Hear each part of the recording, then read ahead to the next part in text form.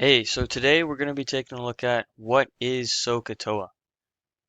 So SOH-CAH-TOA is a method, right, that helps us solve right angle triangles. We're basically utilizing this tool to help us memorize how to solve right angle triangles using our trig ratios.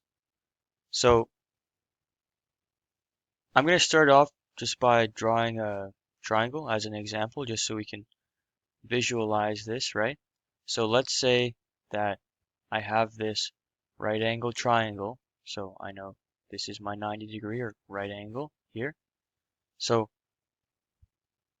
what does this mean, right? What is what is CAH, what is TOA? So again, like I said, it's a tool that'll help us solve our triangles, but we do need to understand what's going on with our triangle. So first of all, the hypotenuse, which is represented by this H here in SO and CAH, the hypotenuse is going to be the longest side of our triangle.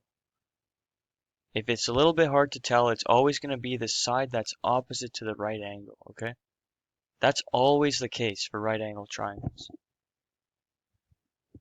Next, what's O, right? This O represents the opposite side, and this A represents the adjacent side. But what does that mean? How do we know what is the opposite side and what is the adjacent side? And so that depends on a very important concept which we need to take away when evaluating any triangle is what is our angle of interest?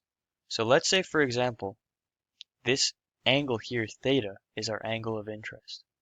Well, with respect to this angle, this side, right? This side is opposite to that angle. So I can classify this side as my O for opposite. And then this side, with respect to this, my theta angle again, right?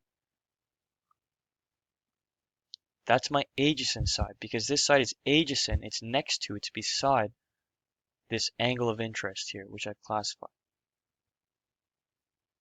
So that works for this scenario, right? But what if I told you that this is my angle of interest, that this is my theta? Well, the hypotenuse, like I said, will always stay the same, right? The hypotenuse is always the longest side. It's the side opposite to the right angle. But my opposite and adjacent sides are going to change, right? Because it's always with respect to my angle of interest. So now let's say this is my angle of interest, right? The opposite side now becomes this side, right? And my adjacent side, right, will become this side. One important note is that with our angle of interest, the hypotenuse will also technically be, you could say, hey, it's also adjacent, right? It's next to the angle. It could also be an adjacent, but the hypotenuse, remember, it's always going to be the hypotenuse, always going to be the longest side. So basically, with the adjacent side, just know that it's the side that's not the hypotenuse, but still next to the angle, right? The angle of interest. So with all this in mind, what actually is SOH-CAH-TOA, right? What does that mean and how can we utilize that to help us solve our triangles, our right angle triangles? So let's break it down. When I've got SO, right? So what this is telling me is that I can use this trig ratio sine theta equals opposite over hypotenuse. The opposite side with respect to our angle over the hypotenuse. Okay? Next I've got CAH. So CAH. Same pattern here, except this time we're going to use cos. Right? Cos, then our angle, equals the adjacent side over the hypotenuse. And finally, maybe you can guess the pattern by now. Tan, right? Same pattern. Tan equals opposite over adjacent. So we're using all of our trig ratios, sine, cos, and tan, right? Using these OA and OAs, right? To help us solve our right angle triangles. And remember, this only works for right angle triangles. So let's take a look at an example using our trig ratios here. So as an example, let's say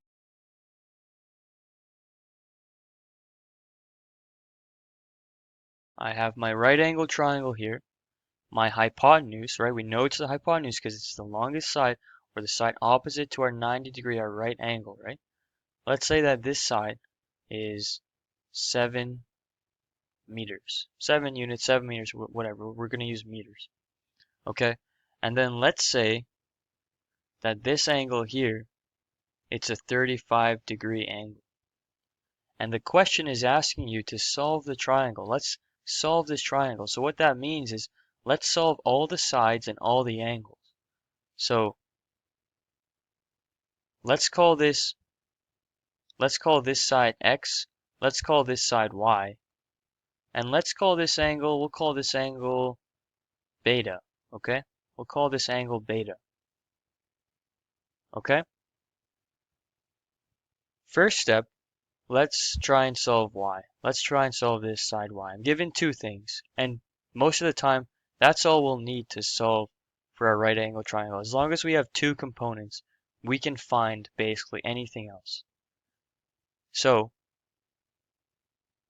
what do I care about here? I have a hypotenuse, I have my angle, and I care about this Y. And let's use this 35 degrees, right? Let's use this 35 degrees. This is our angle of interest. So with respect to our angle of interest, we have some hypotenuse and we have some side, right? That's opposite to our angle of interest, which is this Y.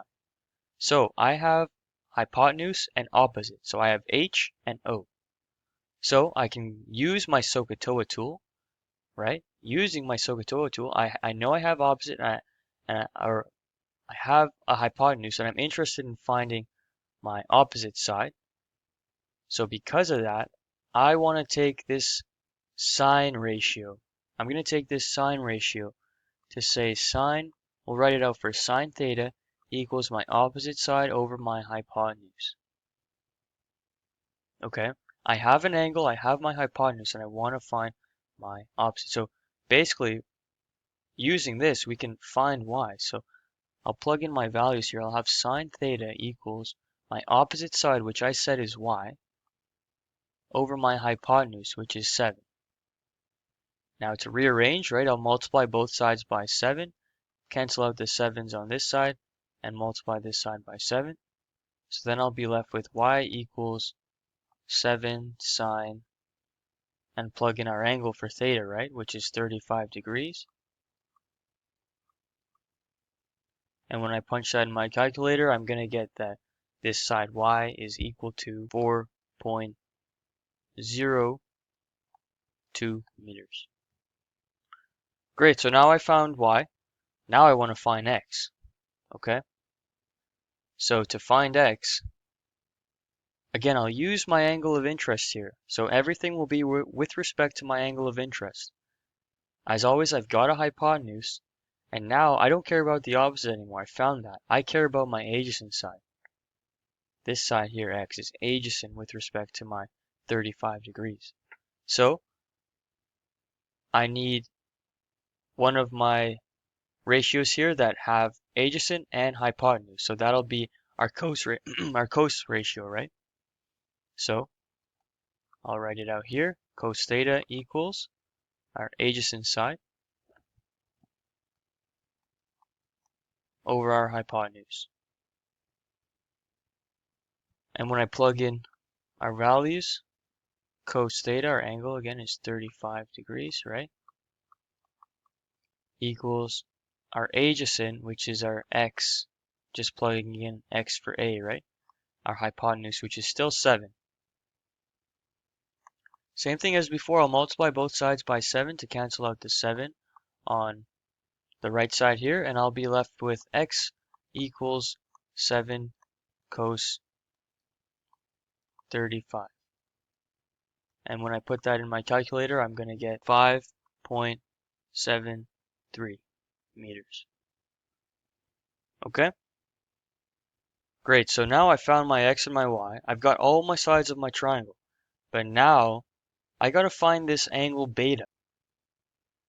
So just to make more space, I'll make this smaller, put it here, right? But we've got these values, y and x.